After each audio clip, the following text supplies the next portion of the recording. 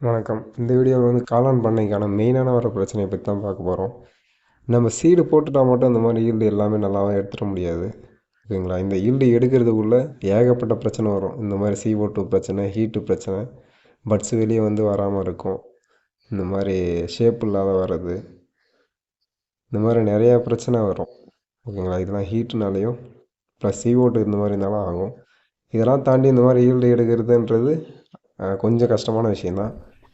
அதுக்கு நடுவில் இந்த புழு, அதாவது இதுவுமே ஷெட்டு சரியாக மெயின்டைன் பண்ணாமல் வைக்கல் ரொம்ப ஈரமாக பேக் போட்டிருந்தா இந்த பிரச்சனை வரும். இது இல்லாமல் இதில் க்ரீன் மோல்டும் வந்திருக்கு. அந்த வீடியோவுமே இதில் போட்டிருக்கேன். இந்த புழு உங்களுக்கு நல்லா தெரியும்னு நினைக்கிறேன். அது ஒரு மாதிரி சாப்பிட்டுக்கிட்டே அந்த மைசிலியம்லாம் சாப்பிட்டுக்கிட்டே உள்ளே போயிடும். இது மோஸ்ட்லி பார்த்திங்கன்னா நல்லா ஃபார்ம் ஆகிடும். பேக் நல்லா ஃபார்ம் ஆகிட்டு வைக்கல் நீங்கள் போடுற ஈரப்பதம் பொறுத்து இந்த புழு வர்றது இருக்கும். ஓகேங்களா? ரொம்ப ஈரப்பதமாக போட்டிங்கன்னா அந்த புழு அந்த மாதிரி பிரச்சனை வரும்.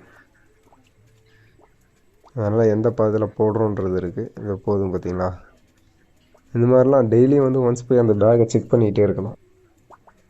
அப்படின்னா தான் அதில் ஏதாவது பிரச்சனை இருக்குதா இல்லையான்ட்டு. நான் எல்லா வீடியோவுமே சொல்கிறது அதுதான். ஒன்ஸ் பேக் போட்டு வச்சிட்டா மட்டும் நான் முன்ன பார்த்த ஃபோட்டோ மாதிரி ஈல்டெல்லாம் வந்துடாது. அதுக்கு ப்ராப்பரான மெயின்டெனன்ஸ் இருக்கணும். ஓகேங்களா? இந்த பேக் ஃபுல்லாகவே அப்படியே அது அரிச்சு சாப்பிட்டு எல்லாமே வெளியே தள்ளி வச்சுருக்கு பாருங்கள். இது இல்லாமல் இதே க்ரீன் மோல்டும் வந்திருக்கு நமக்கு. அதுவுமே எடுத்து இதெல்லாம் ஆரம்ப ஸ்டேஜ்லேயே பார்த்துட்டிங்கன்னா ஒன்ஸ் எடுத்து வச்சு ரிமூவ் பண்ணுறேங்க, அது ஸ்ப்ரெட் ஆக ஆரம்பிச்சிருச்சுன்னா டோட்டல் பண்ணையுமே வாஷ் அவுட் ஆகிடும். அது போய் பாருங்கள், அந்த புல் கை வைக்க வைக்க அப்படியே நான் போயிட்டே இருக்குது.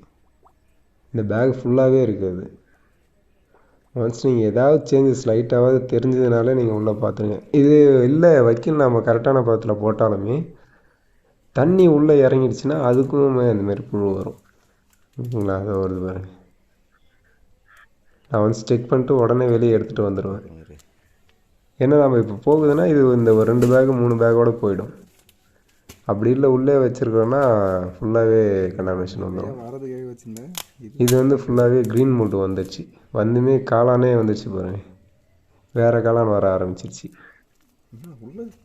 இதை கட் பண்ணி நம்ம பண்ணி வச்சுருந்தோம். அதாவது அதை கொஞ்சம் க்ளீன் பண்ணி மெயின்டெனன்ஸ் பண்ணி வச்சுருந்தோம். அப்படின்னும் அது சரி வரல, வேறு காளான் வர ஆரம்பிச்சிச்சு. அதனால் இதெல்லாம் ரிமூவ் பண்ணிடணும். உடனே ஷெட்டை விட்டு குறைஞ்சது ஒரு 100 மீட்டராச்சும் தள்ளி போட்டுடணும், இல்லை எரிச்சிடணும். ஏன்னா இது காற்றுலேயே ஸ்ப்ரெட் ஆகும். காற்றுல ஸ்ப்ரெட் ஆகும் மீன்ஸ் அந்த பூச்சிலாம் சின்ன சின்ன பூச்சி அதில் உட்காந்துட்டு இதில் உட்கார பார்த்து உங்களுக்கு இந்த பேக்குமே கண்டாமினேஷன் வர ஆரம்பிச்சிடும்.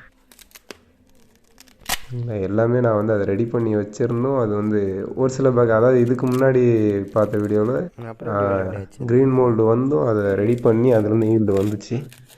இந்த மாதிரி பேக்கெல்லாம் ஒரு சில பேக், அதாவது அதிலே நான் சொல்லியிருப்பேன் எல்லா பேக்லேயுமே ஈல்டு கரெக்டாக வந்துடாது க்ரீன் மோல்டு வந்துருச்சுன்னா. அதனால் ப்ராப்பராக அதை ரெடி பண்ணுறது தேவையில்லாத வேலை தான் என்ன பொறுத்த வரைக்கும். அதை தூக்கி போட்டு போயிடலாம்.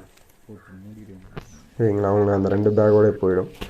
ஏன்னா இந்த சைடு ஃபுல்லாக உள்ளே வச்சுக்கிற ஃபுல்லாக பேக்குமே அந்தமாதிரி கண்டாமினேஷன் வந்துச்சு. இதை பார்த்தீங்கன்னா தெரியும். எல்லாமே அந்த கருப்பு கலர் காளான் வர ஆரம்பிச்சிருச்சு. எல்லாமே மைசிலியம்லாம் நல்லாவே ஃபார்ம் ஆகிருக்கும்.